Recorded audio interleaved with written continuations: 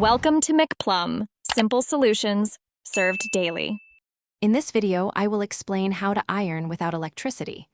We'll explore several clever techniques to smooth out your clothes using common household items and a little ingenuity. You'll learn how to tackle wrinkles effectively, ensuring your garments look neat and presentable, even when power isn't available. Get ready to transform your approach to fabric care with these practical, off-grid solutions. One effective method involves using a metal pot. Fill it with hot water, then carefully use the flat bottom as an iron, pressing it gently over your clothes. Alternatively, you can heat a traditional flat iron on a stove burner for a few minutes. Always test the temperature on a hidden part of the fabric first to prevent scorching.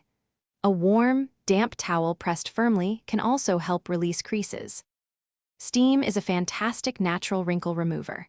Hang your wrinkled clothes in a steamy bathroom while you shower. The moisture will help relax the fibers.